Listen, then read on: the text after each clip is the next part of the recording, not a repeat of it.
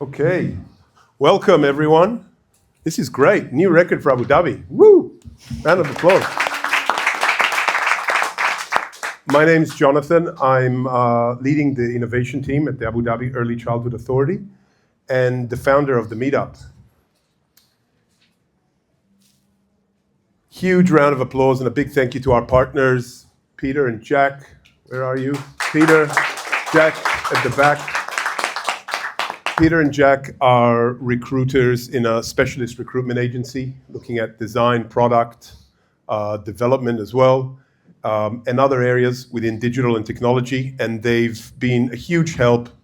They're not just sponsoring, they are real partners and have grown the Meetup community with us, both Dubai and Abu Dhabi, and very excited. I've been bugging them for years.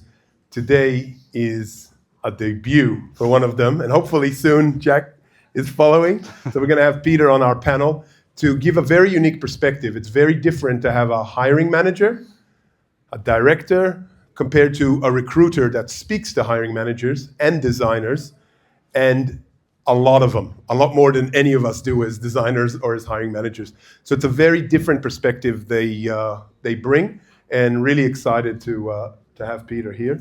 And thank you also for all the support, Jack as well, and the whole team at aspexx.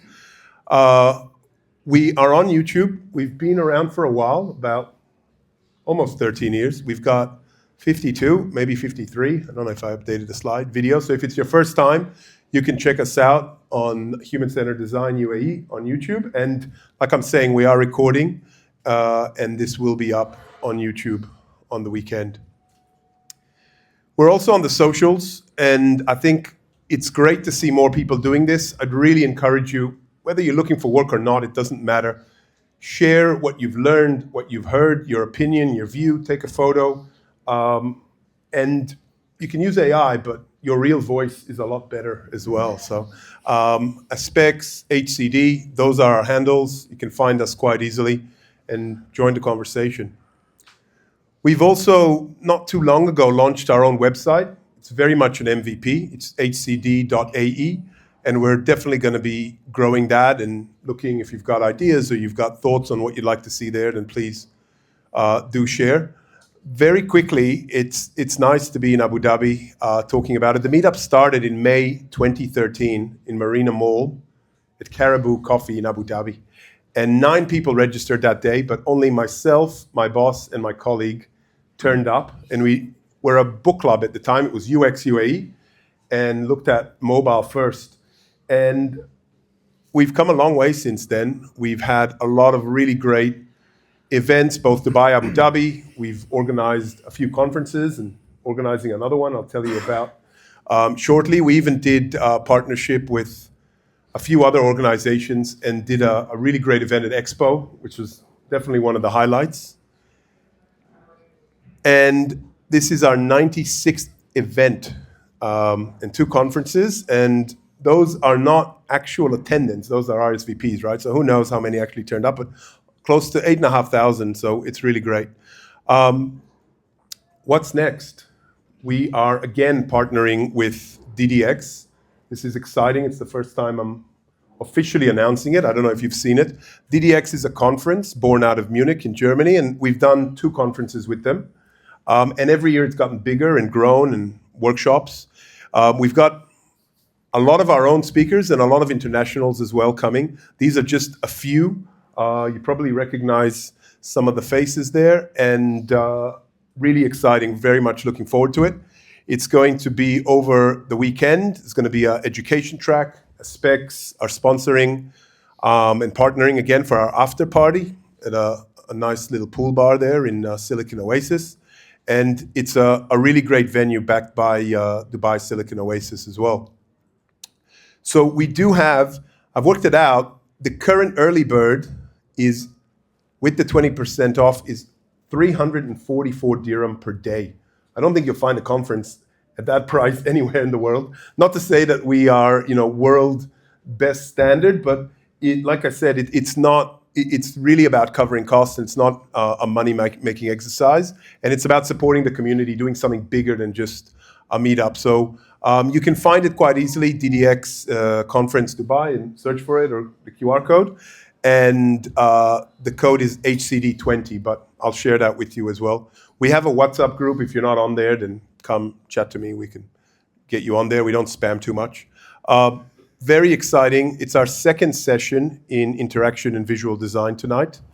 And I might sit down, actually. It's a bit warm in here. Is it just me? Maybe we should open those doors after all. So this is going to be tricky because the reflection on the screen is really hard for me to read.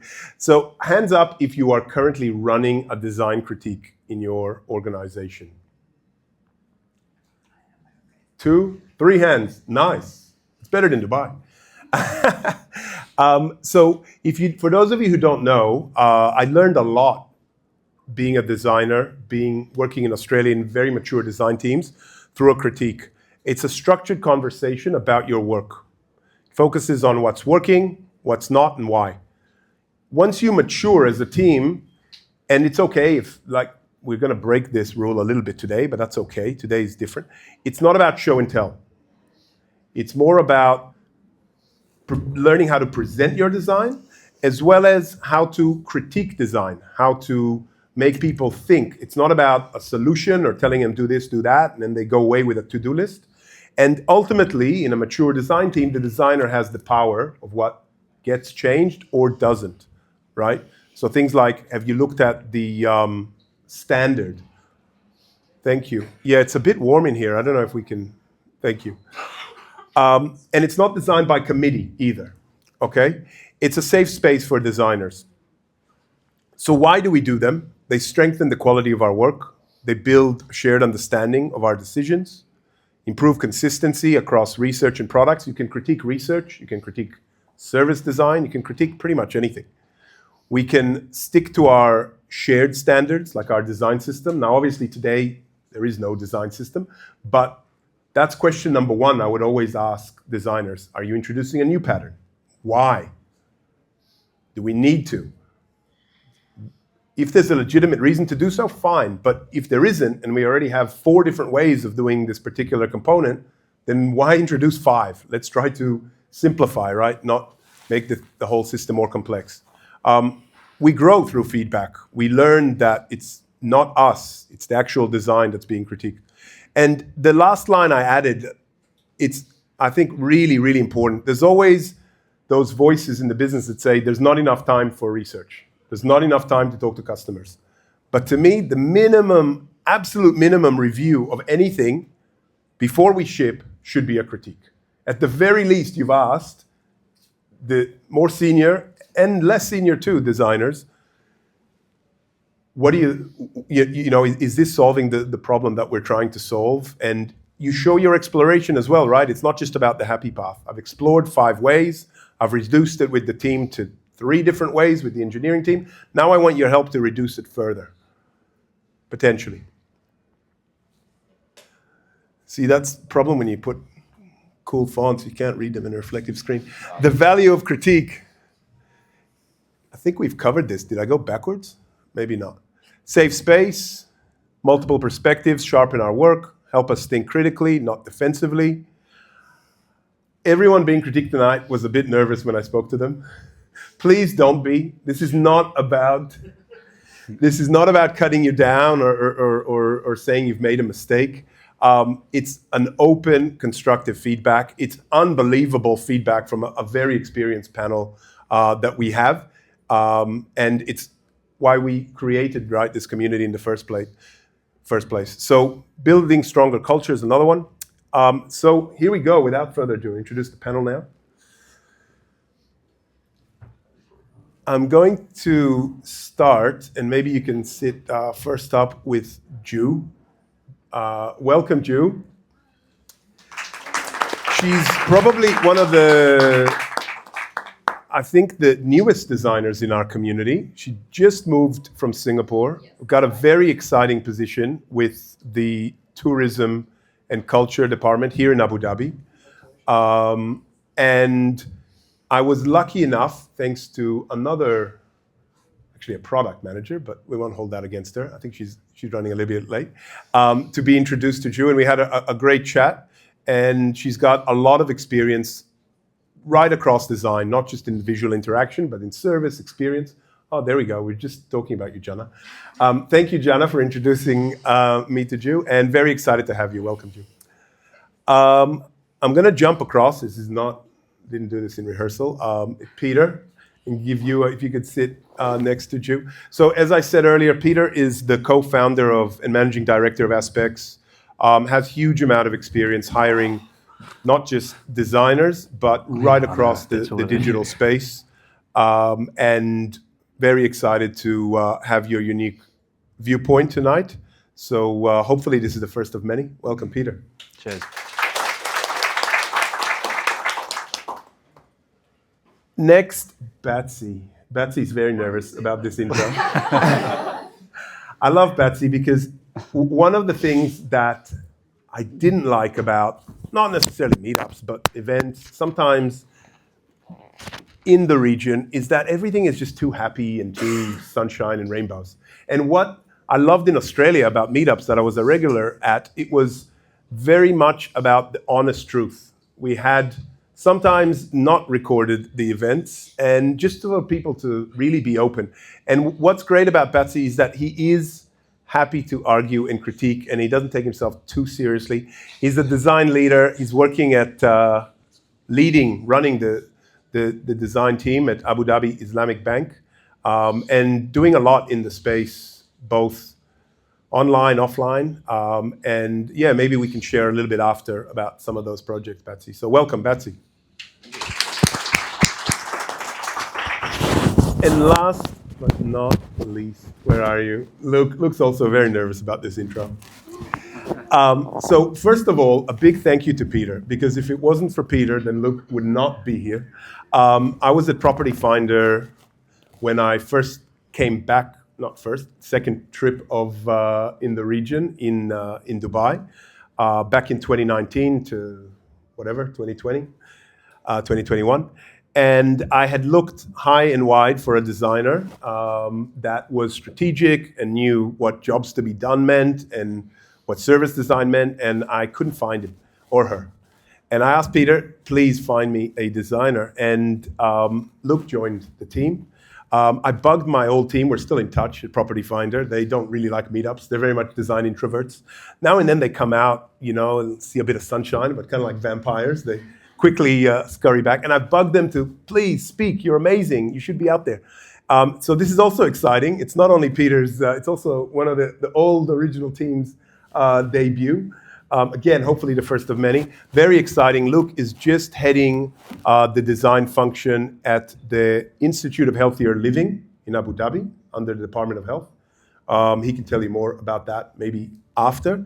And really building a design capability in a very new entity. So really exciting. Great to have you. Welcome, Luke.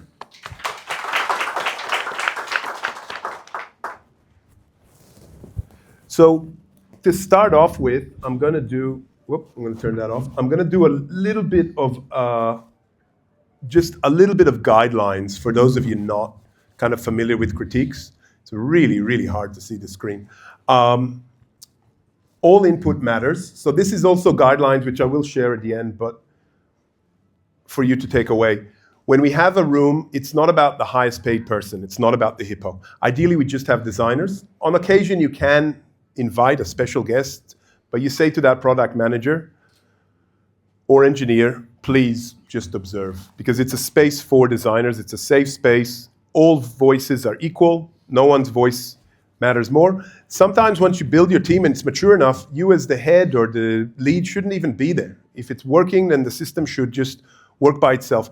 It should be a respectful space, no interruptions, talking over. Try to, if you can, like I said, it's hard in the beginning, but critique, don't solve. Focus on what works, what doesn't. Designers, listen first, take feedback in, don't over-defend. I did speak to two of our portfolio, it's not about defending, it's very much about taking on that feedback. Panelists, ask, don't dictate. Frame as questions and observations if you can. Standards matter, the feedback to design standards, a system, obviously tonight a little bit different. And the focus tonight, this is where it's a little bit different from a typical critique in a team. The focus is on a portfolio communication, not the individual case study. Except for one person that I just found out and didn't realize, because it was hidden a little bit in LinkedIn. None of the panelists work with the designers. So we're not here to say, oh, you didn't stick to the design system or etc. Right? So it's a bit different, right? It's about how you're communicating your portfolio. So let's begin. Remember, critique's about the work, not the person. We know it's hard. It's your portfolio, it's your blood, sweat, tears, maybe even your life's work. But tonight, let's try to make it don't take it too personally. Okay, so here's the flow. We're gonna do a very quick intro by the designer, like 20-second, who are you, how long you've been here, etc. The panel will critique, do some quick reflection and audience participation, and then we'll go on. Panel, if you can, try not to just give all your feedback on this person. Try to save something for the other panelists. And it's okay if it's been covered to just say, it's been covered. Zain, are you here? Hi, Zain, welcome. Big round of applause to Zain, very brave. Stand up, Zain, don't be shy. This is really unbelievable free, let me remind you, feedback. So this is fine. So Zain, can you just tell us where you work, or if you're looking for work, your title, years in the role? Hi everyone, my name is Zain. I'm working in Akari International. It's in Dream Island. I'm a little confused to start with me. So yeah, I'm a product design team lead for real estate and we talk about the future of AI. And like currently I'm working for 2 years as a lead, and also I'm looking to change my role as well because I'm done with real estate. So yeah, this is my intro. Thank you. Awesome. Thank you, Zain. So I'm going to start with Jude. You want to start? All right, first of all, thanks for having me. It's great pleasure to be here. Like what Jonathan said, it's like, okay, only 3 months here, but great to be connected with the human-centered design community. Okay, I'll just kick off and start.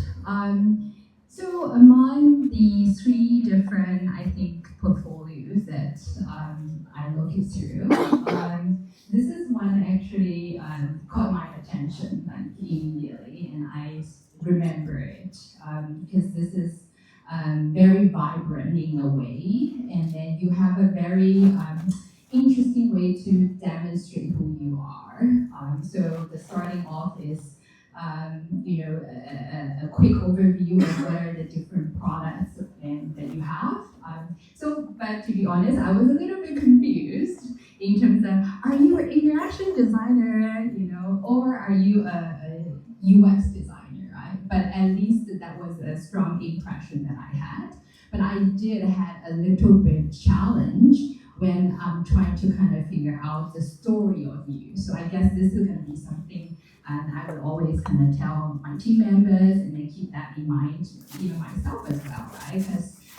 Because design is about storytelling. So what is going to be the story that you want to tell to represent yourself, to grab people's attention, so important. So I think you did grab my attention immediately. However, who you are, like what are the areas that you're really strong at, and maybe that could be something, right, that you can start kind of evolve and develop a little bit further.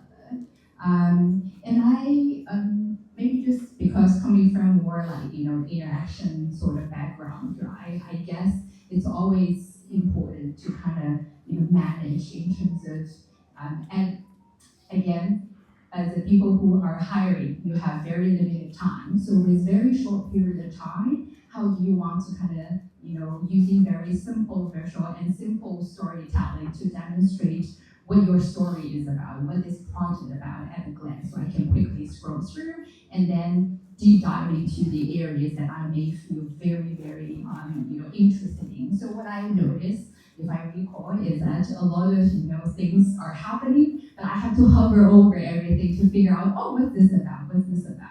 I mean, it's little simple things, but I think it matters when you think about from a recruiter or someone's looking at your portfolio, right? I mean, again, nowadays we also having very limited time. How do you want to kind of make the interaction very simple and smooth to grab people's attention?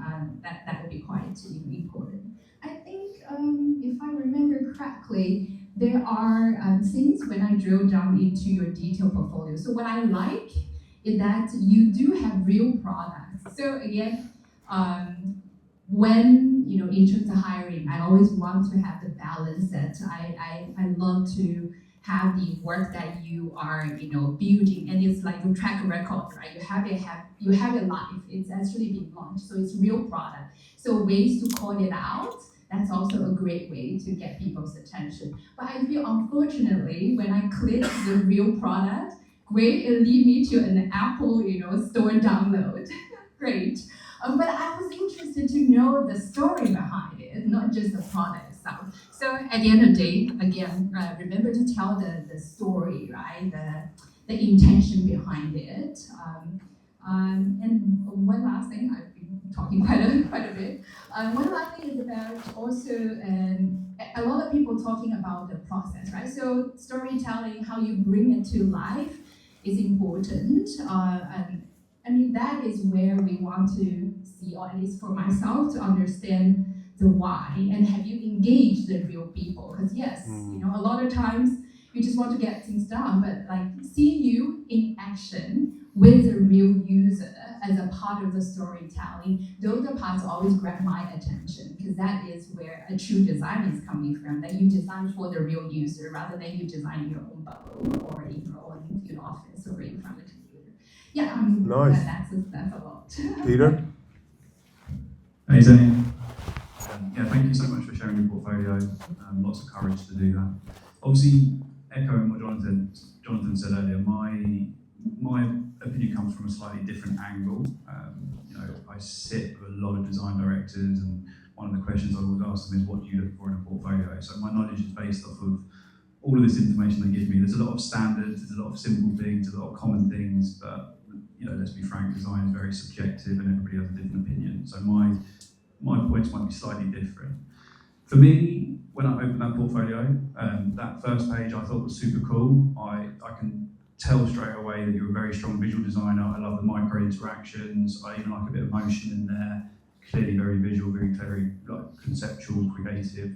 I thought that was well designed.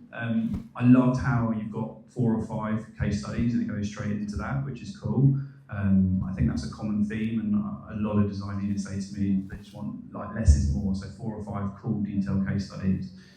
If I'm honest with you, I looked at your LinkedIn as well. I was really excited to see the Akara project. When I looked at what you're doing, product design lead, working on web platforms, working on apps, working on internal systems, I was like, this is cool, this is hot in the market, prop tech is booming, right?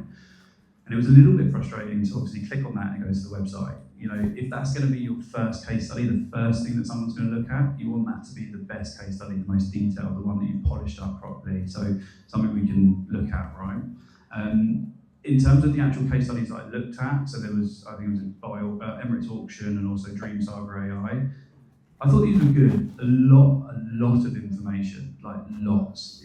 Clearly structured in your process. I saw everything from overview, problems, solutions, lots of detail about the process, the before and after, the final screens, prototypes, conclusion, and key takeaways. It's cool, but possibly information overload. So I think if it was me and if I was to guide you, I'd maybe take a step back and sit down and really fine tune that, shorten it a little bit, pull out the really important bits. But I did like it. You got a lot in there, and also the Dream Saga one. For me, I thought that was super cool. You've taken a brand from you built a brand from scratch. You designed it. You've even got drawings of the logo. You've gone through that.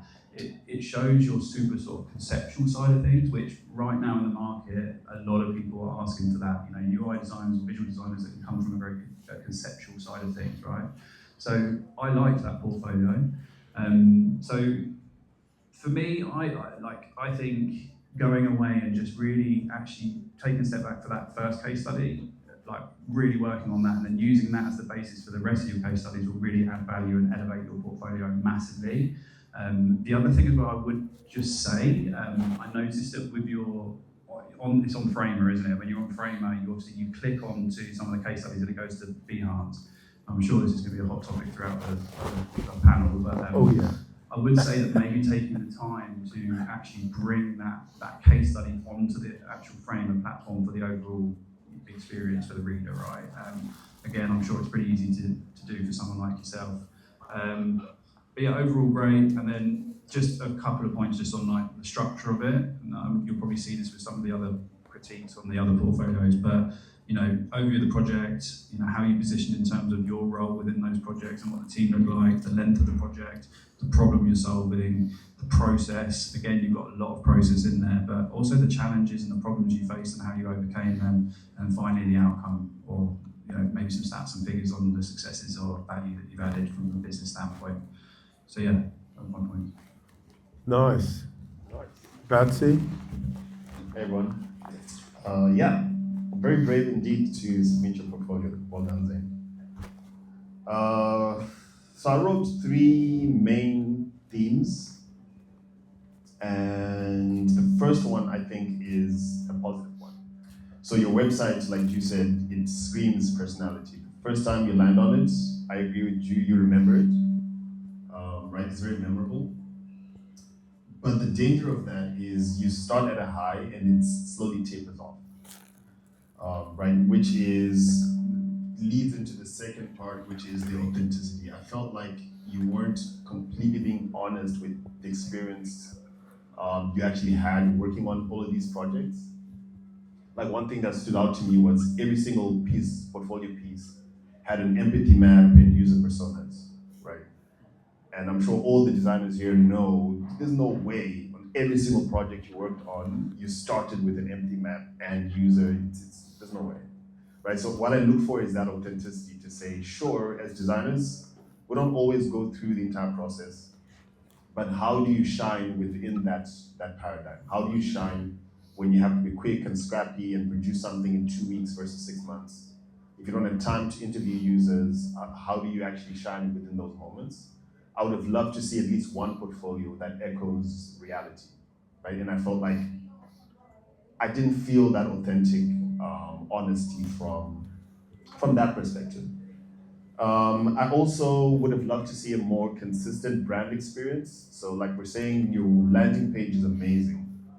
And when you start to go through all your other collateral, like your LinkedIn page, your Behance landing page, your CV, that personality kind of tapers down. I think the CV is the least Zain thing about everything I saw. It didn't scream like it's Zain. It screamed like I designed my CV for some machine to read it so I can get a job easily.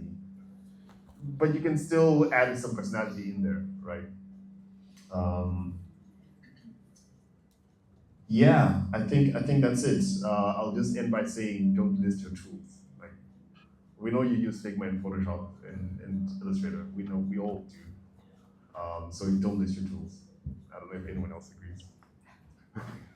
I agree. Come on, Luke, you gotta disagree with that. Sorry, okay, no. Luke, anything else that wasn't covered?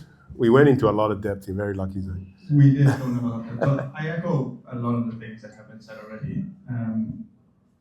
Probably out of all the personal brands that there were, like I said, it's the one that stuck out the most. One thing that did stick out to me, and maybe it's a bit of a pet peeve, but on your LinkedIn, your tagline, which is prime real estate, and let's face it, LinkedIn today is the first touch point for most recruiters. You have both lead and senior designer in that first line on your page. So when you're communicating what you do, who you are, how you talk about yourself, your positioning, your USP of where you are is so important. And I actually struggled a little bit to understand where you are in that, on that paradigm. Because even if I'm looking at the portfolio, I'm hiring for a midweight, I'm hiring for a senior, I'm hiring for a lead. I'm going to evaluate you along that criteria. So if you're a senior and for some reason you position yourself as a lead, you might missed the bar, and I've evaluated you on a criteria that is not fair. So I think that's just one small point. But to add, yeah, I think I love the creative aspect that you had in your portfolio. Honestly, if I'm looking at so many portfolios and your first link was to a live site, I probably would have not looked at the rest. And that's being completely honest. We don't have the time, I don't know about you guys, but we don't have the time to go through and sift and try and find for what we're looking for in a portfolio if your first item doesn't really give us exactly what we want. And I always like to talk about like the LinkedIn and the portfolio, and this is coming down towards the case study bit. It's a window. It's a window to who you are. It's a window to what you do. It's a window to what value you bring to the table. And you're not meant to tell us everything at one go, right? You'll have a chance in the interview process to give us a bit more about your work. So when you come to the case study, choosing what you say, and most importantly, choosing what not to say, is just as valuable. Save all the detail for when you come to present to us. Bring that up. We'll have a conversation. You'll have the chance to talk about the detail, but give us enough to actually want to speak to you. Don't give us everything from the start. So I think when it comes to the case study, like make sure that we can get the gist of what you're trying to say by skimming through it. We're not going to read all that detail. Like it just takes too much time. So if you have a case study that's going to take me 10, 15 minutes to read, I'm probably going to drop off at a certain point. So if you're showing me before, and like, don't get me wrong, I love all the visuals you have. They're strong, they catch my attention, but choose which ones to prioritize. Which ones are going to actually give you the most chance of getting the call back. And I think I will leave it there, actually. I'll save some. Wow, what a panel, huh? I want to hire all of you. Zain, now, remember, don't defend. This is reflection. So any reflection, any words you have for the panel?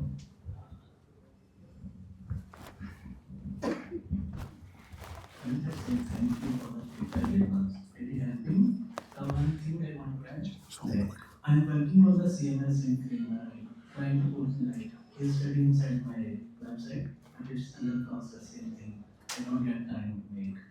So it's in the process, within 1 to week I will make live. So other stuff I will keep those in mind. Thank you. Awesome. I didn't dive in too much. I'm saving it for our next review into Behance Framer. But yeah, great work, panel. I didn't interrupt you because you were just on a roll. So next, we've got Natalie. Hi, Natalie. Hopefully she's less nervous than when you got here. Welcome, Natalie. Can you tell us a little bit about yourself? Yes. So, Maybe just come here so because your back's to the. Sure.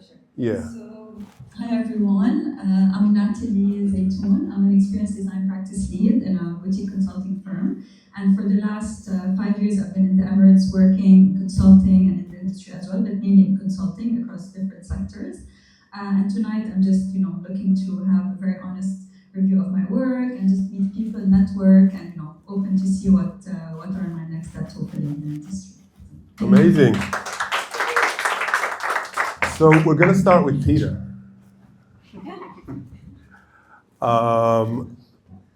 Take it away, Peter. Hey Natalie. So it turns out we know each other. Yeah, so this is an interesting one, right? So Behance, okay. So when Jonathan sent me the links, the portfolios the other night, I was a bit late to be added to this panel. So obviously spent a good few hours reading through them. As a design recruiter, sometimes I get a little bit worried when I see Behance. I generally do, because it's not 9 times out of 10, but 7 times out of 10. When I open Behance, it's typically about 20 to 30 different projects, and it's literally, I click on it, and it's just a picture of a web platform. And that is the honest truth on it, right? So sometimes I get a bit like, oh no, how's this going to look or be? Now, you pleasantly surprised me. This was actually one of my favourite portfolios. Not that it's a competition. Not that it's a competition, no. Obviously, it's a little bit different because you're coming from a UX and service design standpoint, so it is a little bit different. I know this is meant to be visual and interaction, but I really enjoyed reading the case studies and listening to what you've been doing. I thought it was great. Obviously, complex projects. I think you've structured it really well. How you've done client, project, impact, breakdown of your process. It's clear, it's concise. All 3 or 4 of the case studies were all similar sort of design theme and format. Great. I thought, as I said to you earlier, the airport experience project, I love that, how you're talking about physical and digital experiences. It's fascinating, right? So I don't want to, it's hard to critique because I know you're probably smarter than me, right? But what I wanted to do was sort of like trying to help you elevate it, because I think you've got the basis of something great and it could be really great, right? So I think that firstly, you do need to showcase a little bit about how you positioned in those projects, okay? Maybe what the team looked like as well, okay? I think that's quite important, and that came up a lot in the last critique. There's a lot of people that didn't do that, okay? The other thing, the big thing, and it's more of a feeling I had when I was enjoying reading it, but I was reading it, I was enjoying it, I was understanding clearly what you're doing, and then it just sort of abruptly ends after the process. So I was thinking you've got 2 options here. I think you either put the impact bit at the bottom, okay, maybe, or you kind of actually think further and you look at, I know it's difficult with consulting because maybe the products or services didn't actually come to market, but trying to show the business impact, measurable results, some stats and some figures, people love that. That's how you sell, right, based off of those things. So I think if you close it off with that, that would have closed it off really nicely on all of them.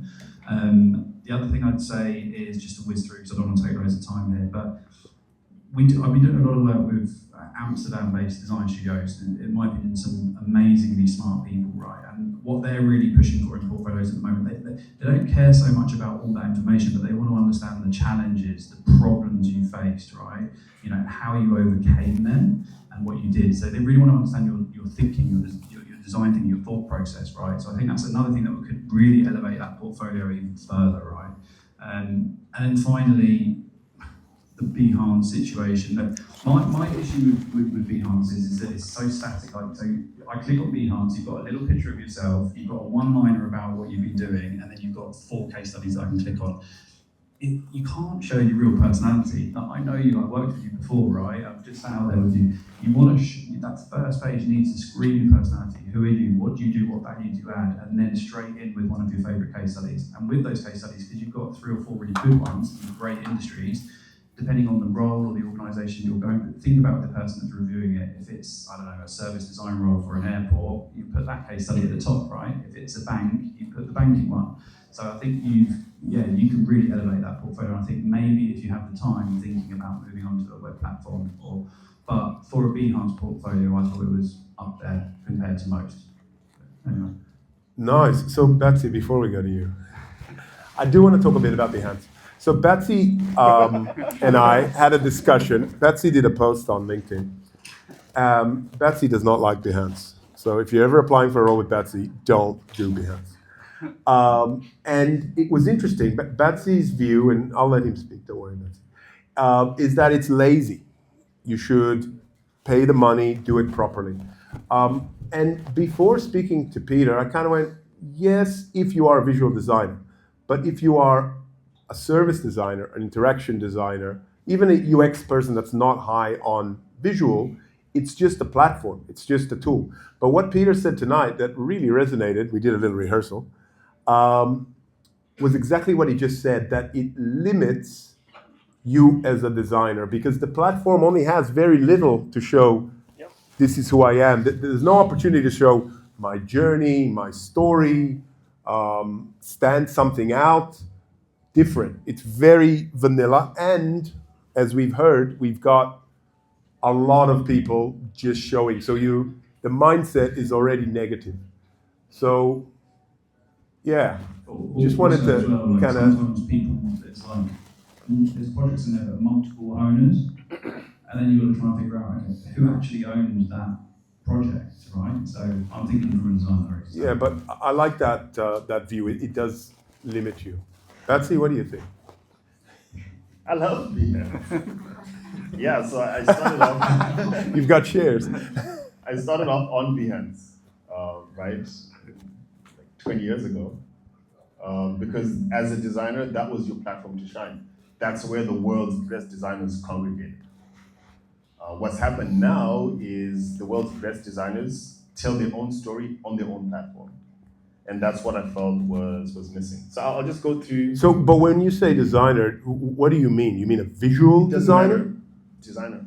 Whether you're service, UX, visual, whoever you are, you want the best opportunity to tell your story in your own way, because you're competing against people that are. That are what, sir? That are. Right. Right? So if you're going to put your best foot forward, the answer is not going to do it. Doesn't matter what type of designer you are. Sure, sure. You Okay. need to be able to tell your own story. Some feedback for Natalie. Yeah, so I loved your professional headshot. It really told me that you're a serious person, you're professional, you're reliable. I love that you're wearing the same top. Better than anime. Yeah, that's a great continuation of your brand. And I felt like we're saying, not having a website really sold you short, because I couldn't tell who you were. Right, your work was there, your work was great, but I couldn't tell who you were. Your personality wasn't coming through besides your headshot, right? You have beautiful motifs, you've got a beautiful visual language on Behance, but you have it nowhere else. And if you go on your LinkedIn page, some of your URLs are broken. So if you go on contact on your LinkedIn, you have a website that's a custom domain with your name. But you tap on it, it's broken, right? And your LinkedIn doesn't call back to Behance either. So there's no way to get to your Behance from your LinkedIn, you know? Yeah, so going into the actual work, I loved what you were putting forth because it felt honest. It felt authentic. The only thing I was missing was to actually figure out what was your contribution. Because when I look at your CV, I see that probably a lot of that work was done in Deloitte, right? 90%. 90%, right? And what I remember from working at agencies, working on client websites, etc., is the work you were showing on your portfolio, things like information architecture, etc., was genuine work. You guys actually did that, but it's usually a room of people. You're sitting with the client, it's a few consultants, it's not just you working in a silo on the IA, right? And if you don't tell that story, it feels like you're saying you just have a title that says information architecture and a picture of the IA. Okay, what was your contribution? Because I know you didn't work on that on your own, looking at your professional experience. So being able to, again, step away from Behance, go to a platform where you can break it down, tell your story methodically, one thing at a time, I think will do you a much, because I think if you, like what Peter said, you're probably pretty smart, probably very capable, you have amazing experience, but you're selling yourself short. Nice. Luke? Yeah, I'll start with your LinkedIn. So I thought it was very tight. You obviously have the experience. It's like seeing where you've worked, what you've done. So I was excited to peek into the work. Like I said, it's a window into who you are. I won't go on a rant about Behance. I echo Batsi's view. It's just not the platform, especially in today's world. There are hundreds of tools out there where you can put a site together. We work in the tech space. Whether it's lazy or not, maybe, but I think just make the effort to have a technology-focused portfolio. I think going on to the portfolio, you obviously have that visual language, like Batsi said. I think use it, bring it across to your LinkedIn page. You obviously have that taste to bring across. What I was also excited about is the range of experience. I think you've put case studies forward that cover a few different pillar industries. Now, granted, not everybody has that luxury, but the fact that you put that foot forward makes me want to read more about the work that you're doing. I think when it comes to the case studies,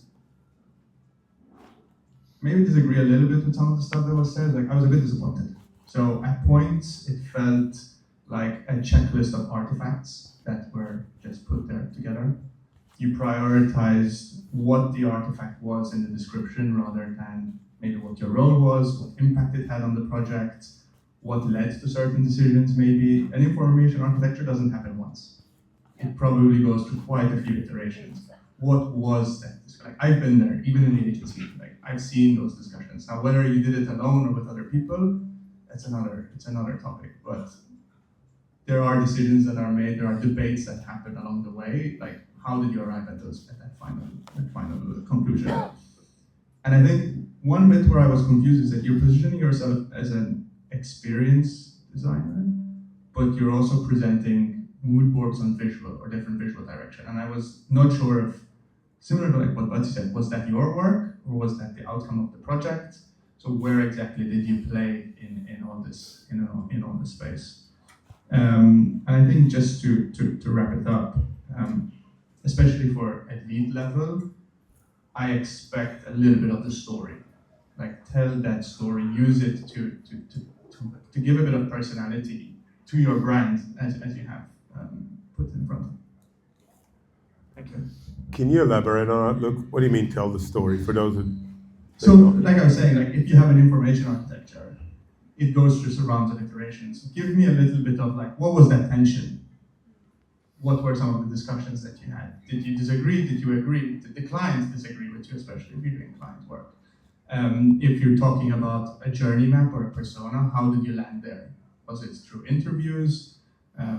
What was some of that work that you did? And whether you did it alone or with other people. Like, I want to know what some of those tensions were, what some of that conflict was throughout the process. I want to know what led to certain decisions. Was it the fact that you spoke to a handful of people and you identified that there was a need, or that the concept that maybe you put forward was not the right concept and you had to pivot? Why did you pivot? What was the pivot? So I want to know a little bit of that decision making, but also, I guess, the art of telling that story. So like I said, like choosing what to say versus what not to say is so important. And I think the language that you use, especially like when you talk about impact, tell me what was different after the work. So once that work was done, how has the world changed? I don't want to just know, oh, the government now has a new website and it's in line with their visual language. I want to know, is the engagement higher? Did this have a positive impact on the business? And I get it, in the agency world it's harder because you don't always have that thing. You might throw it over the fence. But some sort of conversation, especially in the tech world, like how did you work within the delivery space? Did you have any say in that at all? Nice. Drew? And then we'll go to the audience. Forgot about the audience, sorry. I think a lot has already been covered. Maybe just a few points. So I guess I have a different perspective, right? When I land on your portfolio, it's very clean. So I can easily, at a glance, take a look at what are the projects that you have, and I can deep dive into it. And it's very structured, again, like everybody's saying, right? So every project, you have the client, what is the issue, what is the impact, and then that is where it grabbed my attention, because I'm looking for impact. For all the project, all the portfolio, I look for that word, and then that is literally big. So I zoom into it, and I love that point. Good thing you added impact, huh? Yeah. Good thing you added impact in there. But do you hate Behance as much as the guys, or you not? No, I don't. At the end of the day, I like the story behind the project. So I'm looking for the story and the value you bring to the table. So I look for a lot of whys. I mean, like what you guys were talking about. Like, I look for the authentic story and the whys, and see you being involved and clear definition of your role. So overall, your portfolio was very clean, very structured. I like it. It ticked off all the boxes. But like you guys was mentioned. So for example, your mood board, right, have different options, and the first thing come to my mind is like, so what's your recommendations? And as a designer, right, or a visual designer or in-action designer, so any kind of service designer, we always say user comes first, even though we always say, oh, design is so subjective, but it can be tested, and that's always something in the back of my mind, right, is that when you present something, what's your recommendation? What's the story behind it? So, I mean, it's a very strong portfolio, but there are elements can be really, add in to demonstrate your contribution. So maybe just, I would say a suggestion, right? Because a lot of times designers or us, we're busy dealing with the work, right? And we're doing the things, but document your process, and even having you as a part of the process, or have your partners and whoever, right, document that process with you, and seeing you in the project, in the workshop, right, being the, for example, facilitator, going onto the field to interview people, right, in the airport, walking around. All those are very tangible stories that you can kind of bring to the table rather than just the final outcome. So those are the things Yeah, I love that. I would recommend to keep an eye on, and then make extra effort to document that, because it's your story and you are there as a main character. Yeah. Nice, love that. One little thing, I don't know, it was briefly mentioned, I think, was the impact. I know Luke said it is hard because you're in a consultancy, but if we can add numbers and real tangible, X was the benchmark or the base, and I did all this work and moved it to Y because A, B, C led to that. I know that's hard, but if you aim for that in impact and add, and why did you choose that metric as well? Why was that metric important to the business, to you, to the team? Don't just do metrics for the sake of it or try to make them up. And again, like as Luke was saying, if you don't have it, you can at least talk to it or say that this was aspirational. But I think not having it is maybe, as Drew was saying, I look also for the word impact. And I want to see, like, so what? What's the so what? Even if it's a really great insight. Yeah, Luke, what do you want to add? I think just off that last bit, if you don't have the data, most projects start with a goal. With a goal, you're working towards something.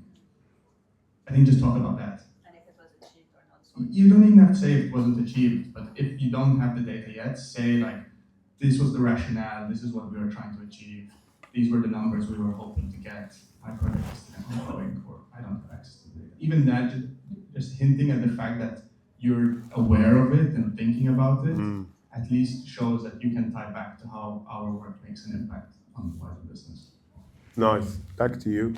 Any reflection, Natalie? And then I'll go to the audience. No, I think thank you so much for the feedback. I think it all makes sense, and I will soon kill Behance and and create my own platform. There's only 75%. Come on. And actually, I'm trying to find the link that's buried in my LinkedIn that's linking to the domain that expired. I looked really hard for it because I didn't know what's happening. Did you find it? And I need to look for it. Good catch. Very good audit. If you need an audit of your LinkedIn, call Batsi. Click contact, it pops up, and then you email the website. Sounds like that. But yeah, I think, and definitely about the contribution, because obviously as an experience, as a design lead, I've worked with visual designers, interaction designers, experience designers, and obviously they've done different bits. I've done different bits, so definitely. The only question I would ask is, where's the balance? Because obviously it doesn't need to be too texty. So do you put like a one-liner? Do you annotate? How do you do this thing where you say, okay, here I worked on this. This was the outcome. We had 10 sessions for the IA. Where do you put it? In a tagline? In a paragraph? So I usually start by writing my case studies that are probably about 15 minutes long. But I end up trimming them down to try and be a 2 or 3 minute read. So it's really about finding that balance, and it might just be one line. It might just be, again, when you're talking about it in the portfolio, you just want to give a hint that there was a little bit of a conflict. This was a decision that came out of it. You're going to have the chance, once you're invited to present your portfolio, you're going to have 20, 30, 40 minutes to go into the detail of that discussion and tell me more about it. And I'm probably going to even want to question about what happened in the portfolio. No, I was going to throw it out to the audience. Sorry, I forgot you. Any comments or thoughts, questions? Doesn't have to be necessarily about Natalie. Is there anything said? I'm going to come to the usual suspects. If nobody volunteers, you know who you are. You had your hand up first. We'll just have a couple of people, and then we'll have a longer debrief at the end, okay? So don't worry if I haven't picked you. We'll come back. Hello, I can relate very well to very much to your type of work. I'm also a design lead.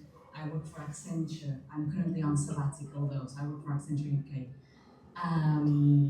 And we do performance assessments yearly, internally as well. And most recently, we've all been advised to put numbers as well within our, when we do a project. And I understand that, like everyone else is saying, that it's hard when you work for a consultancy, it's really hard to get the numbers. But what we were advised to do, and I think it makes a lot of sense, is say, if you spoke to a number of teams, just say, reached out to 10 teams, and the teams were this. If you spoke to a number of stakeholders, just say, reached out to a number of 10 or 15 stakeholders, and these were the various sort of cross-functional stakeholders that I spoke to. Users, how many users we spoke to? 10, 15 users. How many of those were, with accessibility needs, and what was the purpose of doing that? So that actually shifted a lot of my thinking as well, because I've always had trouble with putting stats as well in my work. It's, first of all, I don't want to make up things, and then whenever you see a number, sometimes it really sounds like it's all made up, isn't it? And when you put a number, I feel like you also need to give a context as to how that number was reached. And a lot of times it comes from marketing or from other departments, and it's really hard to. If you look at a number, it doesn't mean anything. Is it in comparison to what?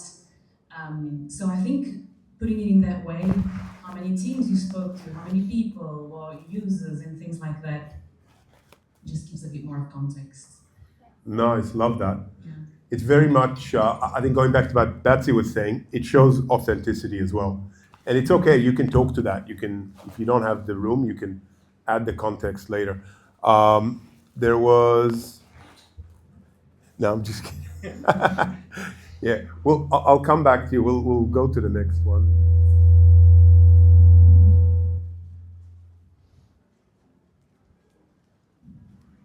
It's like Titanic or something. Man, this thing is so sensitive. I asked for the sensitivity to be dialed up, but not like full blast. Yes. Hello. Okay.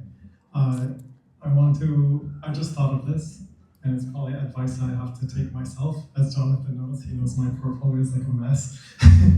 But I just thought of this because everybody's talking about like cutting content, presentation. Maybe one tactic to use is actually put your portfolio into a keynote. Just see how it will look in a keynote and then translate that keynote into your portfolio. So you cut down the content and you tell the story as if you're going to present it.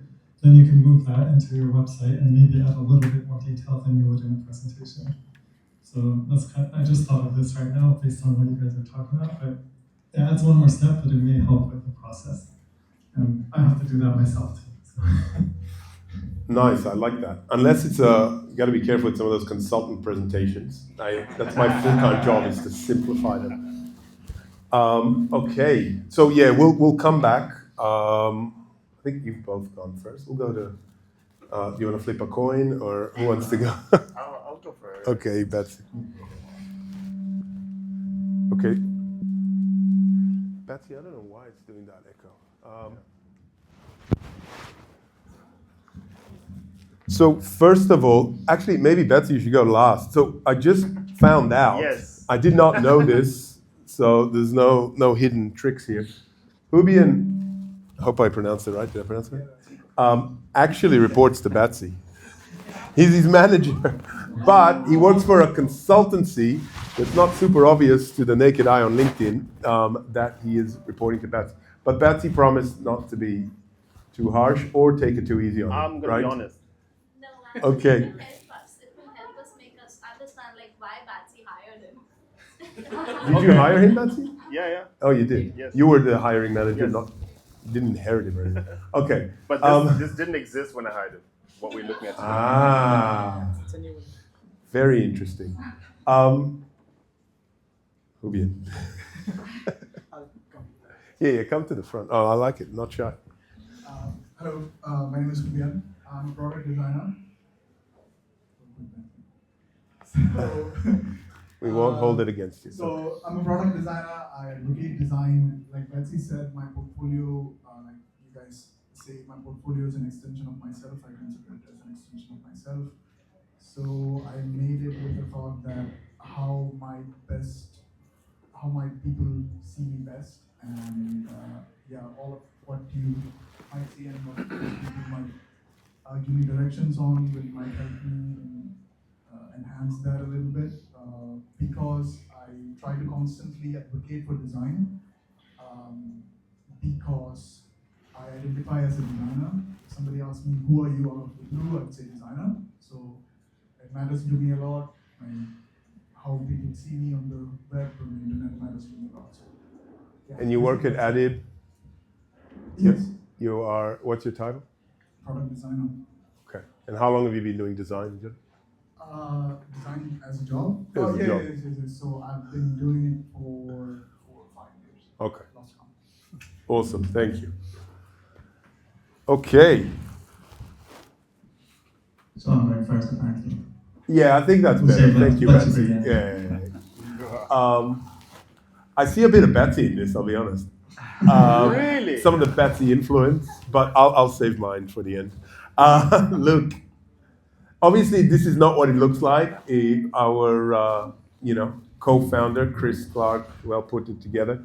It's a collection of things. It's not just this, but it's just some of the elements that, when Chris and I reviewed it, looked at. So, Luke. Yeah, I'll start a little bit like 3 buckets. So I'll go LinkedIn first, portfolio, and then case study. I think when it came to your LinkedIn in particular, use it to fill out the details of those jobs.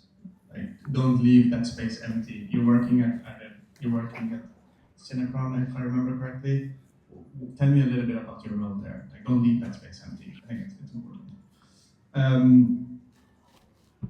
I think the other thing was, what I like in particular is that out of all the portfolios, your brand was the most consistent between your LinkedIn and your portfolio site. You use the header, you're creative. As soon as I landed on your portfolio, I could see the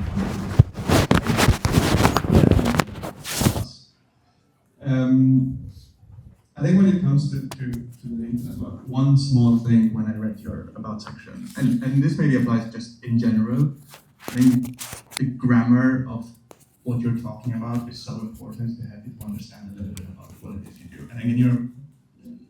And the reason I pointed out is there's a little bit of repetition in there, specifically in the about section, you repeated, I don't remember what the same thoughts were about their experience, twice or 3 times in the same small paragraph. Keep it brief. Don't repeat yourself. Make sure that I can understand exactly what's going on. Then coming onto the portfolio, like, you obviously have a good visual stuff. It's clean. There's a lot of white space around. There's a good type hierarchy. So it invited me in. Like, good interactions. It's playful. Like, just personality. Great. I can see who you are as a designer.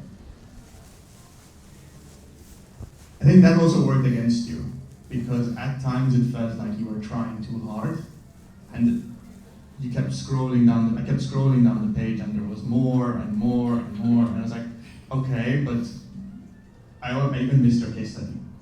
It got lost in all the content that was presented to me over there. So I think that's probably one small thing to keep in mind. I think the other bit was I was a bit confused about is your gallery. Like, I like the slideshow. It shows a nice clean visual, but I wanted to see more of it, and when I opened it, your gallery was smaller than the pictures in the slideshow. Bear in mind, like, I'm looking at it on maybe a 13-inch Mac, so it's a little bit useless if I'm being honest. So again, that's where the trying too hard or trying it was a bit too much kind of worked against you in that effect. Just on that, look, we didn't talk about it. We spoke about it in Dubai, but typically, correct me if you disagree, we're looking at our portfolios on a desktop. Not always. I worked off my laptop today. No, laptop is in desktop. You're not reviewing a portfolio on a mobile. I'm talking about seeing this on desktop. Yeah. No, so what I'm saying is, you're reviewing desktop first, mobile, still needs to work, but it's not the primary experience, because as a hiring manager, you're looking at their work on a desktop. I was viewing it on desktop, but again, on a 13-inch, yeah, it's small. So the size of the screen matters. I have a slightly different perspective to that, but No, it's good. Different is good. Viewing on desktop versus. Yeah. I mean, don't get me wrong, probably do view on mobile, but most of the time I'm viewing on desktop. The fact that I missed your case study would have really worked against you if I was in a hiring position. So I think when I did come to the case study, it was comprehensive. There was a lot in it. The visuals that you put in the case study were clean, they were clear. I think, again, the thread I felt with your whole brand and your whole portfolio was trying too much. There were a lot of diagrams in there which maybe didn't need to be there or didn't need to be such a priority. You're showing your design process and the double diamond. Every designer in here knows the double diamond. I don't need to follow throughout what exactly is going on. But again, on the other hand, you showed a little bit of your personality. You had your illustration in there, it came across. But I think when it comes to visuals and when it comes to words, like I said before, choosing what to say versus what to say, it's the same for the visuals. So at one point you're talking about research, but you had high fidelity visuals in there. I was like, what exactly is going on? Is this the level of output that you had here, or was this kind of an outcome of the research down the line? So I think that was if there's one thing, like trying too hard sometimes is also a bit much, so tone it down a little bit. Who is going to go next? Batsi, are you going next, or are you saving it for last? I can. If we don't mind, share the little mic I gave you. Is this a mic? Yeah, it's a microphone. Peter Okay. didn't tell me, but he put it in his pocket. Is it on? It is on. No, it's so our video is better quality sound. So you got Sure. All right, sure. So again, same feedback. I review portfolio mostly on my desktop because this is where I get the biggest screen. I get to see and read easily. So one thing about your portfolio is limited width. So I just see a lot of white space and I had to kind of scroll through.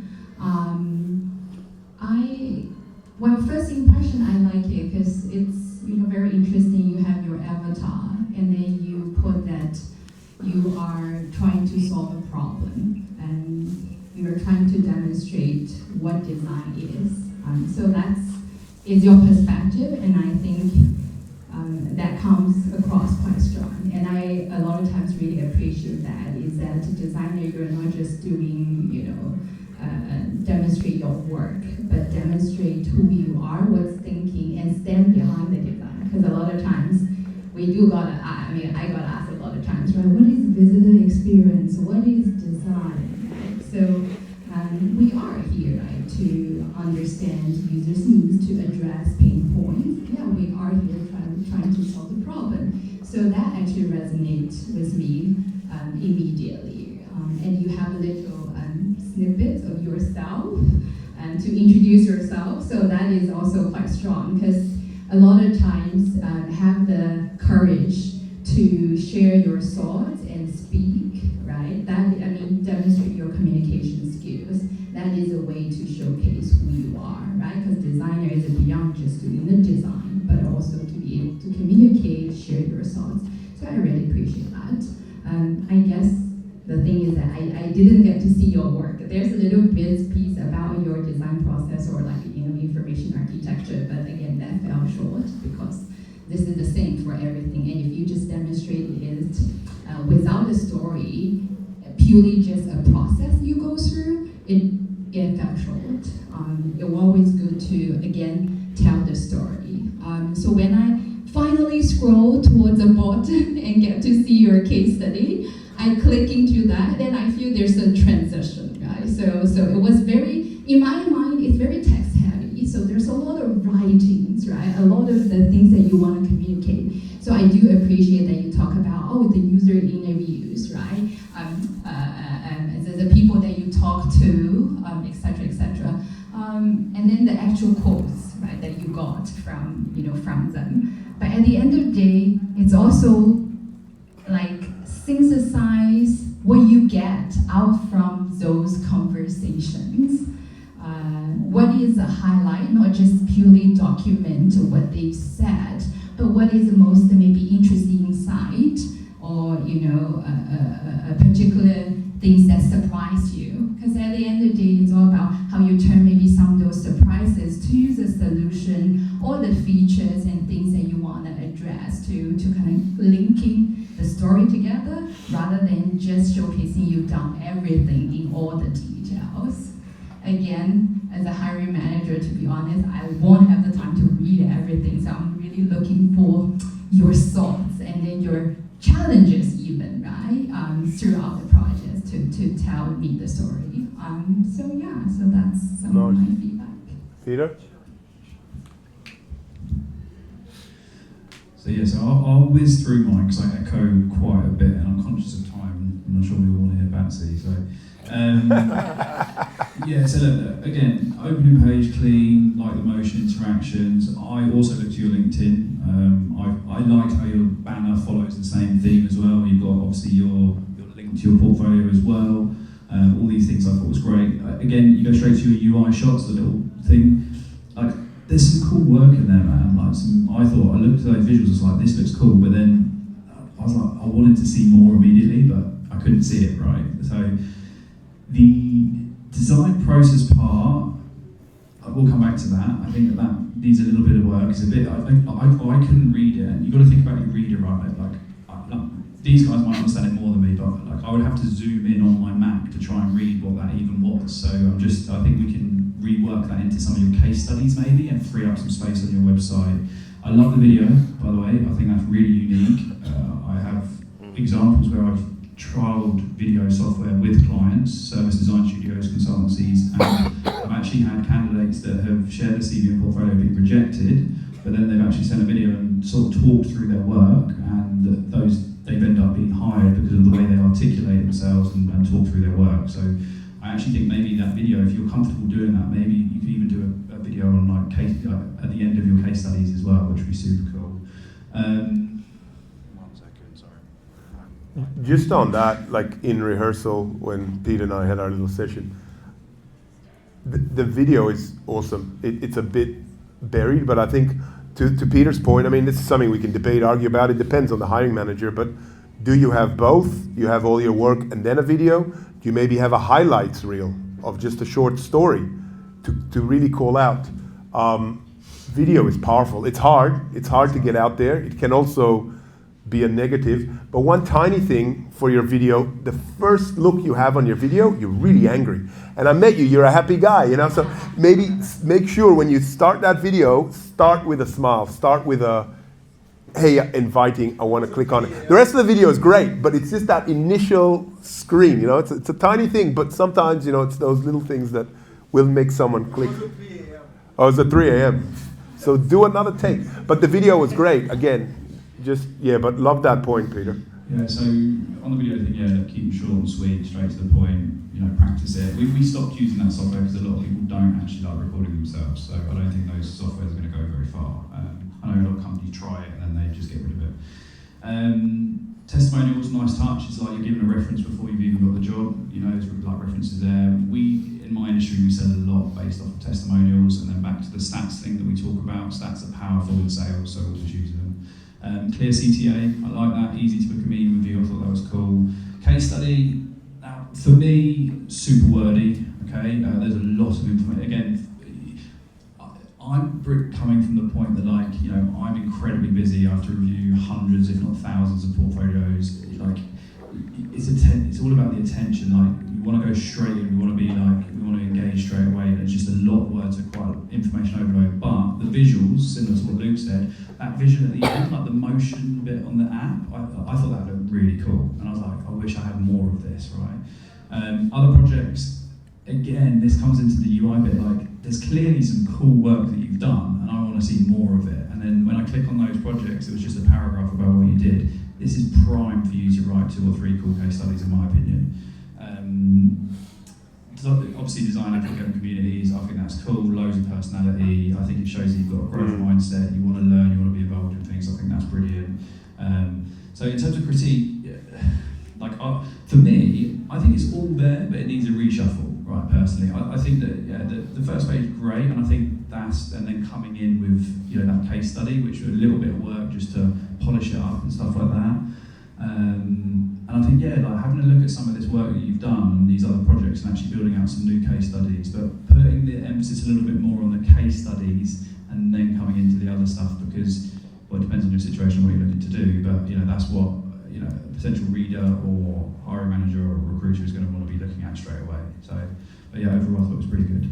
Quick question for you, Peter. Yeah, sure. I also like the community aspect, but out of all the hiring managers you've met, is that someone you'd recommend everyone to put? Hey, what do I do outside of work? It's always a bit like, do I put on the CV, do I not? 100%. There's design leaders that I sit with and they want to know the geeky things that you do. They want to know the crazy mad things. They want to know who you are as an individual. I actually have, like, there's clients that I have that they say to me, like, I want to know, like, are they building games in their bedroom? Are they doing this? Where's the nerdy stuff, right? Because it says a lot about you. I think the community and the events and the networking thing, it says a lot about a person, right? Do you want to put yourself out of your comfort zone? Do you want to network? Do you want to meet people? Do you want to learn about new things, right? So I definitely think it should be on there. If you're trying to show personality, like, it's quite hard to just go, oh, I'm experienced this, or I do this, right?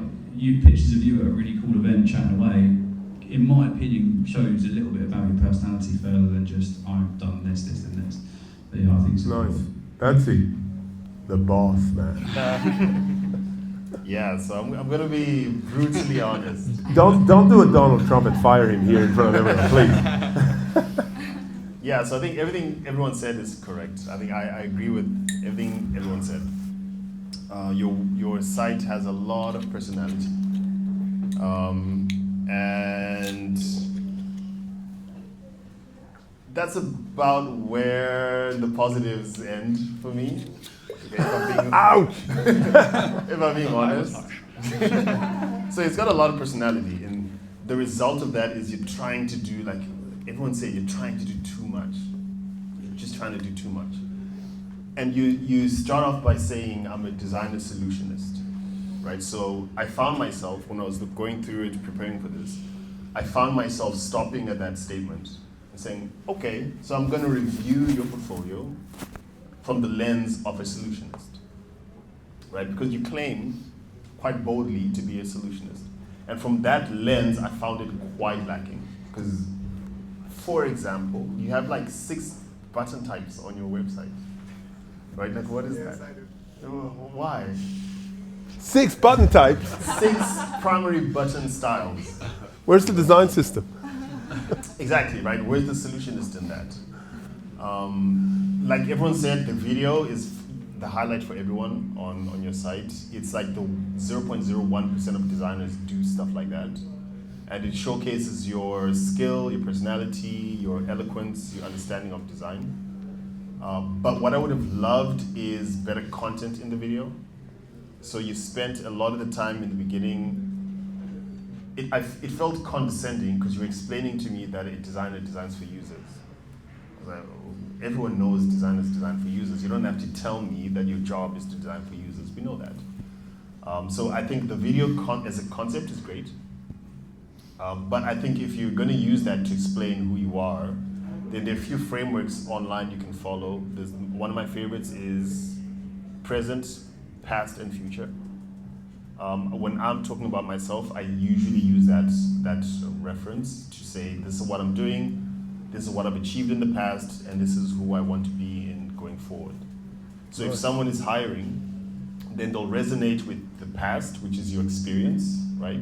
They'll resonate with your current situation, and then they'll also resonate with where you want to go. Because as a hiring manager, part of my job is to help you get to where you want to go. You've probably heard me say that before.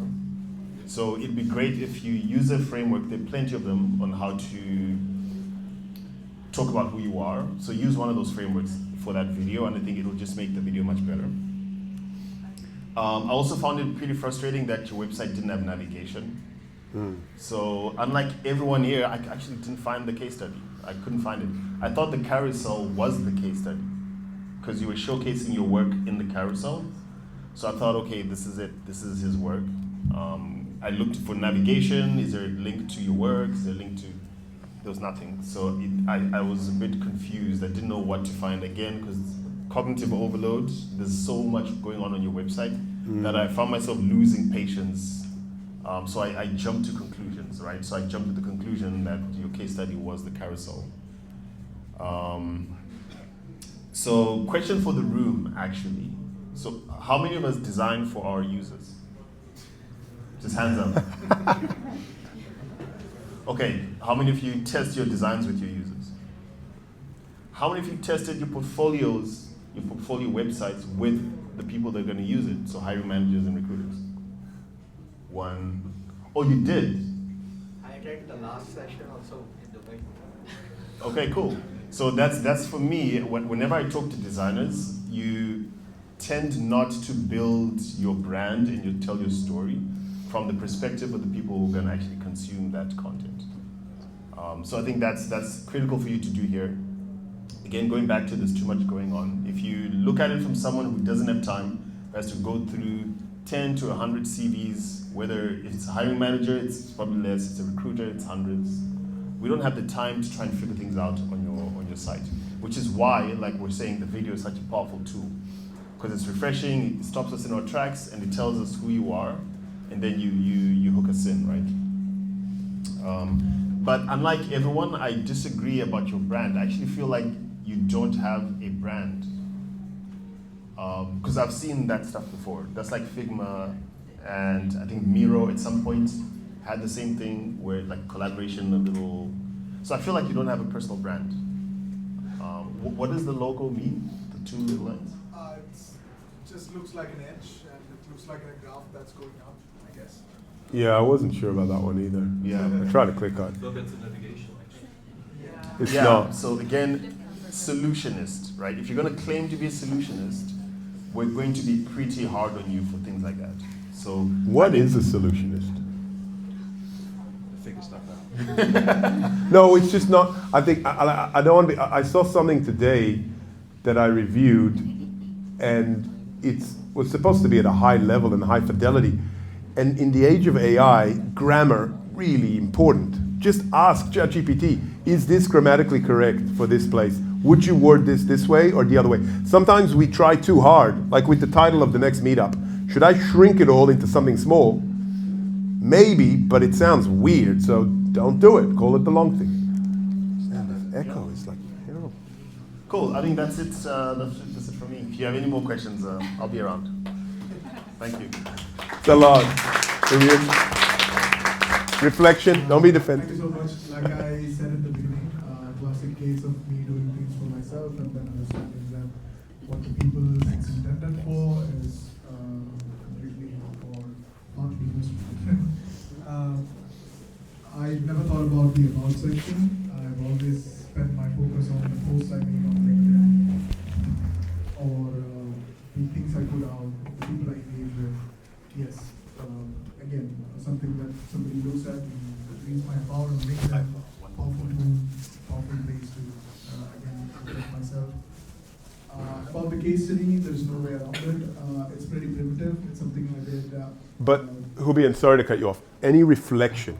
So not kind of feedback on what was said, but like overall summary reflection. I need to make all the points clear. There is no way around any points that they have said. Exactly what something like Batsi said. Solutionist is a powerful or an extreme claim to make, and it should be standing up to it. And point with the case study, it's a primitive case study. It's old. My skills and the way I work have changed since then. So yeah. Nice. Needs to make all the changes. Yes. Batsi, just quickly before. Yeah. For me, I just think there's just too much. And like everyone's saying, it's about simplification. The more you simplify, the more you clean it up, make that case study shine and it's simple to get to. And it shows your passion, all the animation, but like a lot were said, I was just like, it was just cognitive overload. Like, where do I go? What do I click on? And I think those are the things that will make me bounce and go next. So you want to minimize that. That's why you want to keep it simple. Batsi, what you want to Yeah, so I forgot to mention the browsing on mobile point. So Hubian does a lot of design advocacy on LinkedIn. And the result of that is most of us use LinkedIn on our phones. So people going on your LinkedIn profile, tapping on your website, and going to your portfolio site, a lot of that traffic is going to be mobile driven. So you might need to think about doing mobile first if you're going to keep being a design advocate. You might want to actually make sure your website functions really well on mobile just as much as desktop, which is a problem other designers won't have because most people aren't being driven to their site through their advocacy work online. No, good point. And yes, if you're a mobile designer, then definitely focus on mobile. There was a hand up here somewhere. No, maybe? Someone, just before, you had your hand up earlier. But I have... Okay, let's just wrap it up and then we'll go to the audience. So I've just got a couple, I'm going to get rid of the microphone. I think you can all hear me, I've got this microphone. So just to wrap up, a few of the kind of tips that I had, which we've heard again. Be clear and fast, 10 seconds. Say who you are, what you do, and why it matters. Tell the story, problem, process, solution, impact. Show your thinking, not just the final work. Luke and I spoke this a lot, especially at a lead level. Think about beyond the problem, process, solution. What is your personal career, life story? Your past, even if you've changed careers, is not a bad thing. Build on it. This is who I was, this is what I've done, and this is why it led me to who I am today. And shape that as a story. That should be communicated through your portfolio as well, especially as you become more senior and lead. Own your part. I think most, if not all of you, were guilty of this. Be clear about what you did and what others did. Give credit, especially in a market where everyone's saying, I did everything for everyone, I'm amazing. Stand out by, as Batsi said, being authentic. Show how you collaborate. Keep it tight, consistent layouts, fonts, visuals, clean, professional, no noise. I think a lot of them, except for Natalie, there was just a lot of competing interactions, so I'm not quite sure what to look at. And make it usable. Think of it like a product, easy to scan, simple to navigate, no clutter. As Batsi said, and this is something I've suggested to people I coach, don't ask for jobs. Have coffees with hiring managers or leaders and say to them, I'm doing usability testing of my portfolio. Can I please get some feedback? How would you go about doing X? Don't say to them, do you like it? Do you love it? It's the best portfolio in the world. Have those coffees. It can be online, it can be in person. And think of, we are not the consumers of our portfolio. Yes, it's our blood, sweat, and tears, but we aren't the ones who we're trying to create. So, one more thing. Before we get to one more thing, I just want one more thing from final, very quick 30 seconds from our panel. I'm going to start ladies first. You mind holding both? No. That's a mic as well. Oh, it is. Final bit of takeaway. One thing you want to leave the room with in terms of advice. Well, designer is a storyteller, so always remember you want to tell a story to your audience, something that they can resonate, not just your work, but your story. Nice. Yeah. Pete? There you go. Hold them both, Pete. I know you don't like the mic. Yeah, two really quick ones then. So that first case study we're going to read and see on your portfolio, pick the project that you worked on that you were most passionate about, that you enjoyed the most, right? And this is playing ahead to maybe do another talk on it on interview process and talk through your case study. 9 times out of 10, that's going to really shine through in your tone of voice. You're going to know it inside out. So always pick that project because it will really come through and work wonders down the line. Sometimes it's subjective depending on the role. And then 2, finally, do spend time updating your portfolios. Like, it's a very crowded marketplace. I look at thousands of portfolios and 5 or 10%, I go, wow, if I'm totally honest with you, so you can really stand out right now if you put the time and energy into this.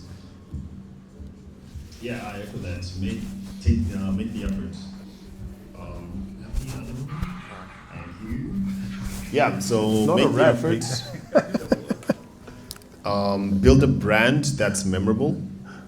Take the time to build a website, and we keep saying this, take your time. Because it's a really competitive market. We're looking at a lot of websites, a lot of CVs.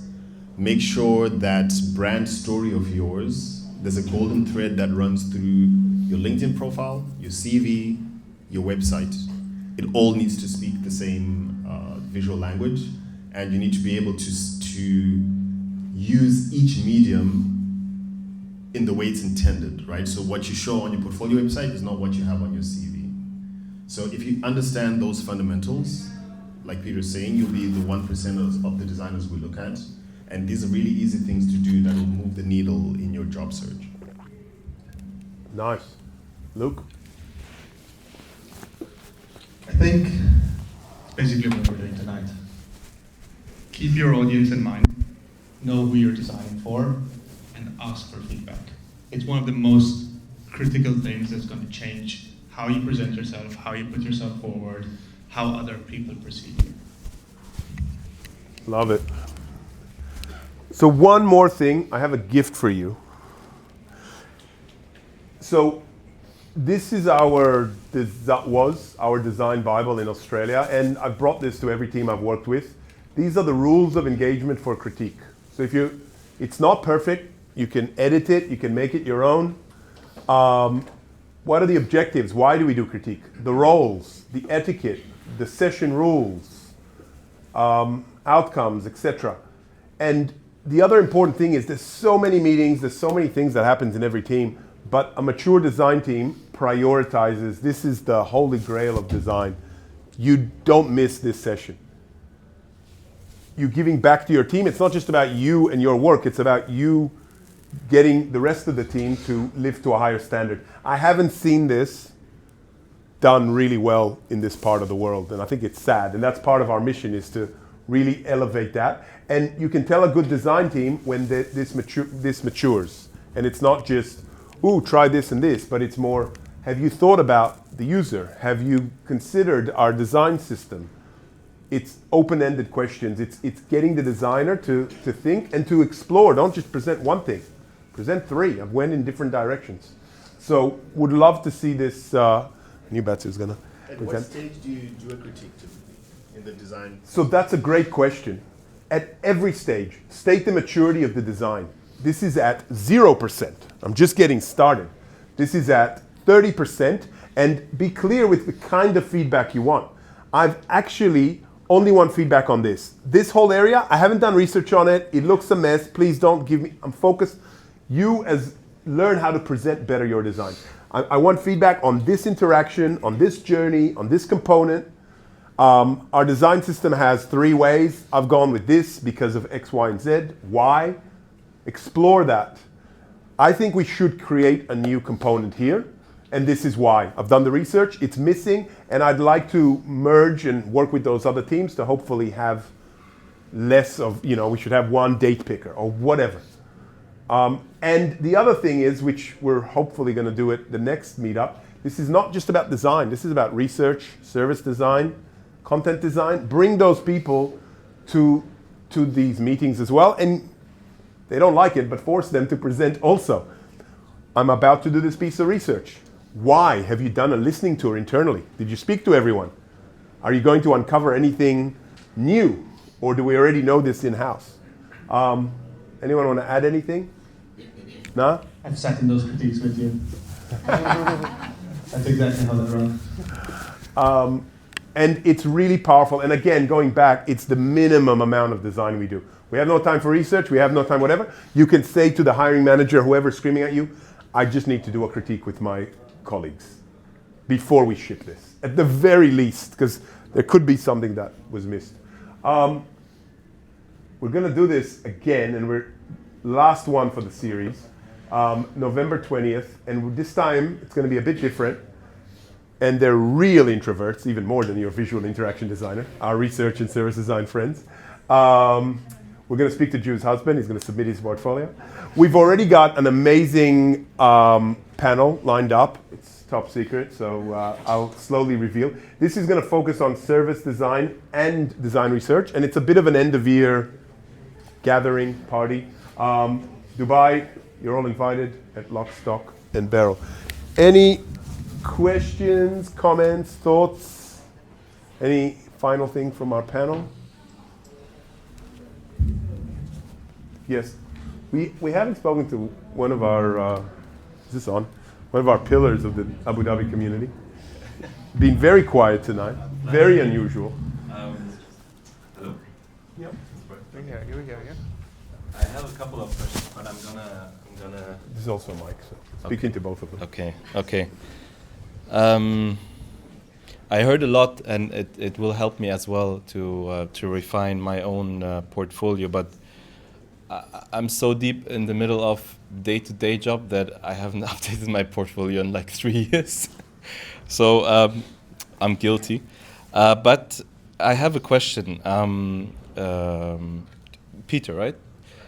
Is there a level of career maturity, either in years of experience or companies designers have worked for, where the portfolio becomes less important or less of a decision great question. angle?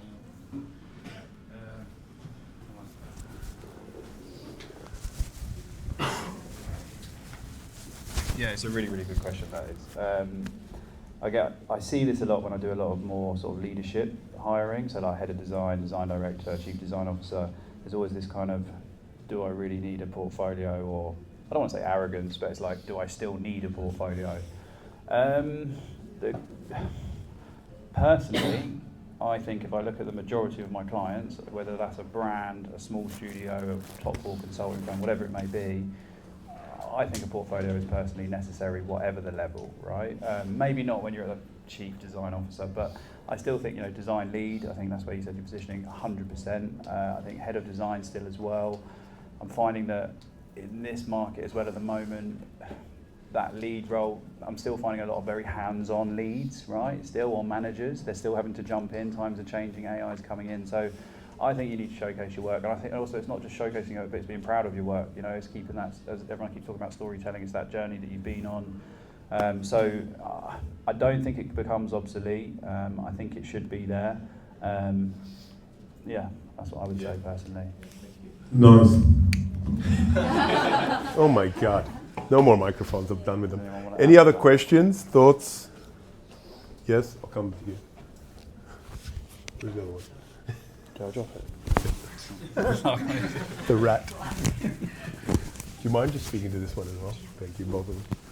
So yeah, I have a question. Like, as a UX designer who wants to switch to a product designer role, how do we show our case study? Like, we won't be having the UI designs as well, right? So how can we handle in that situation? Okay. Was there someone in particular you're aiming at, or are you happy with anyone? Batsi. Okay. But Batsi, no, I didn't say that. Yeah, so that's a great question. And it's one that I also struggled with in my own career. And how I combated that is, I think for the first 15 years of my career, my entire portfolio was personal projects. So these are things, I think I only had like 2-3 portfolio pieces, again, quality, not quantity. And they were projects that were not active client work. They weren't stuff I worked on at work. These were things I worked on in my personal time, whether it's just building an app, building a business, building a product. But these were things I poured my heart and soul into. So I was able to get hired, get roles through showcasing personal projects that are aligned with where I want to go next. So that's one thing you could do. Work on the personal projects that's aligned to where you want to go and showcase your skill set within that context, and that might work. Anyone want to add anything? Luke? I think one of the points that came out from the feedback before was depth and broad experience. I think, yes, show where you want to go, but if I'm looking at somebody I want to hire, I also want to see real life experience. So don't leave that out. If you do have real life experience, even if it's just one case study, keep it in there so that you can talk about how you've worked with people. What was your impact in that role? What was your impact on the business? How did you influence stakeholders? Tell a little bit of that story, and then the rest of where you want to go, I can use that as an anchor. Absolutely. Let's lay it out. Let's lay it out. And just add one more point. I think at the end of the day, we actually talk about it a little bit before we come into the panel. It's also that the designer will need to have a strong business point of view. So what is also the actual value that you're bringing to the business. So take myself as an example, right? I was a user experience designer, interaction designer, etc. Then I step into consultant world, and then yes, do a lot of experience design, digital transformation, yada yada. But I think what really also transformed a lot of my thinking was when I joined Singapore Tourism Board, right? The things that we focus on a lot is about the visitor arrivals, the tourism receipt, and then you start to, continue to emphasize on that, what the design gonna do, what is the value it's gonna bring. So it's not just about easy interaction, easy to use, but ultimately what is the value that you're gonna bring from a business point of view. So that is not a easy lesson to learn, because I always focus on the visitors, but or users, right? But what is the business value eventually you will be able to bring to the product? That is something probably need to be a little bit business savvy to be a product designer, to drive the roadmap, to drive the vision, and to prioritize or drive the features at the end of the day. Yeah. Love that. 100% agree. Like Drew was saying earlier, it's about the impact. And that's where you can shine as a product designer. The impact, the so what, overall was we moved X to Y. Not just, I did a bit of research, here's a nice insight, here's a collection of every little process. But the more succinct we make it and show how what we did led to that impact, that shows that you've got that end-to-end acumen. Any other comments, thoughts? To add on that, is that fine? Sure, you can. Once, only this once. No, actually, that's great. Thank you for mentioning that. I think a lot of the portfolios we saw today, the case studies, the designers try to kind of tell a linear story. Like, this is a process, this is what I did, then I did this, then I did this, and then this is the impact that I achieved. What you just said is actually start with the so what, and then break it down into how did you achieve that, right? And as something that I learned in consulting, now I'm like 2 years in consulting. Before that I was like a designer in a cross-functional team. Is that they have something called the Minto pyramid principle. So it's a lot what consultants use when they want to present something, whether it's a proposal to a client or something. The way they tell the story is like a pyramid. They start with the so what, and then they break it down like supporting arguments. And I think this basically goes to how you review applications. It's like, maybe you have 5 case studies on your portfolio, but do you really look at 5 case studies? Like, you probably look at the first one, right? If that has an impact and if that looks good, and you get to your question, like, what is the impact in terms of business numbers? What is the change the designer achieved? And then show it like, okay, he has a business acumen, he understands the business side, he understands the user side, and he brought everything together to achieve that goal. I think this is what a lot of your decision will impact, right? To hire that person. Again, it's incredibly subjective, right? Because 9 times out of 10, obviously, I'm basing what I'm looking at off of what he wants, or for example, what he wants, right? So, you know. He doesn't like holding the mic. Oh, where is that mic? This thing. Yeah. Oh yeah. So very subjective.